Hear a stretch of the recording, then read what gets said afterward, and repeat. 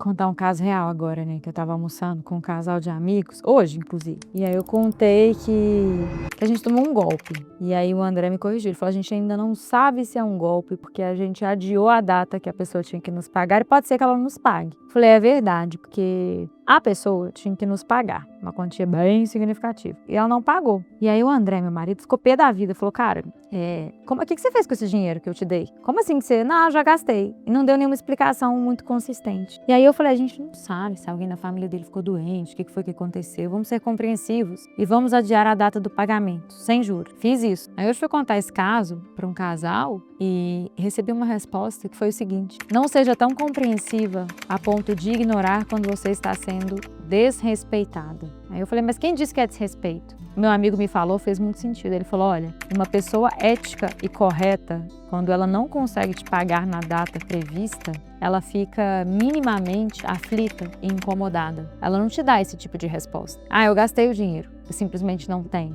e você que se vire. Ela minimamente te traz uma explicação aflita sobre o que foi que aconteceu que impediu ela de fazer aquele pagamento. Porque para ela, para a moral ética daquela pessoa, aquilo também é uma quebra de valores que ela possui. Quando a pessoa está muito confortável em te falar que ela não vai te pagar porque ela não tem o dinheiro e ela não está aflita, significa que ela não está vendo um problema naquilo. Aí eu percebi que eu estava sendo tão compreensiva, ponto de desrespeitar o fato de que eu estava sendo desrespeitado. E muitas vezes isso acontece. A gente age pela bondade do nosso coração, ao ponto de às vezes ultrapassar o limite em que aquilo se torna um desrespeito, aquilo se torna um aval, né? Uma licença poética, uma brecha em que o outro entende que a sua compreensão dá a ele o direito de te desrespeitar. E olha, gente, na minha vida eu já fiz isso tantas vezes, eu costumava fazer isso com relacionamentos afetivos. Eu era muito compreensiva com coisas muito erradas, muito desrespeitosas que me eram feitas.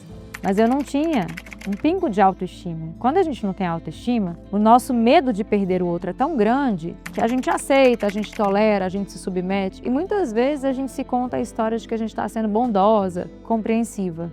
Eu, sinceramente, nessa altura do meu campeonato, achei que eu já tivesse imune a esse tipo de coisa. Mas não. Eu acho que é um eterno orar e vigiar para a gente entender se aquilo que a gente chama de bondade, na verdade é de fato uma bondade, ou se é talvez uma preguiça de lidar com o problema, um medo de perder a amizade da pessoa.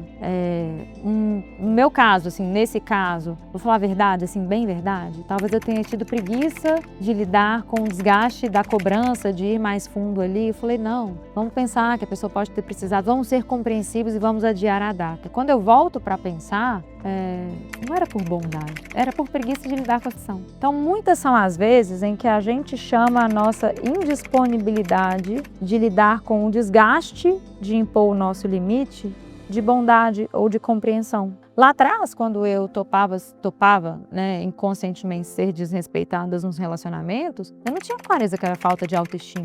Eu não achava que eu estava sendo compreensiva por medo de ficar sozinha. Eu realmente achava que eu era uma pessoa que tinha um coração muito puro e que era capaz de compreender a traição do outro, a agressão do outro, a manipulação do outro. Então a gente sempre tem uma desculpa muito bonita para nos contar, que geralmente nos coloca como pessoas muito virtuosas quando a gente quer evitar colocar algum limite, porque colocar aquele limite pode ser desgastante, pode ser chato, pode ter algum risco de perder a afeição da pessoa. Então, o meu objetivo com esse vídeo é te convocar a refletir, né? Será que você tem chamado de compreensão e bondade aquilo que não é? Porque, no fundo, você tem preguiça ou medo de lidar com o desrespeito que está sendo praticado com você e com as consequências de colocar o limite naquele desrespeito? Vale a reflexão. Então, não seja tão compreensiva a ponto de ignorar o fato de que você está sendo desrespeitada. Não tem bondade nenhuma que justifique você atropelar valores e princípios que para você não são negociáveis. A gente sempre tem o que a gente tolera. Então, se a gente espera que o outro nos respeite,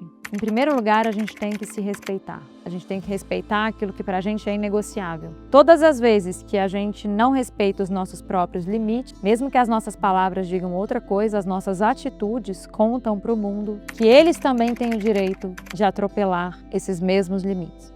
É isso, né? Respeito não é algo que pede. Respeito é algo que se conquista quando você já se respeita o suficiente para mostrar para as pessoas que você não toleraria a falta de respeito vinda delas.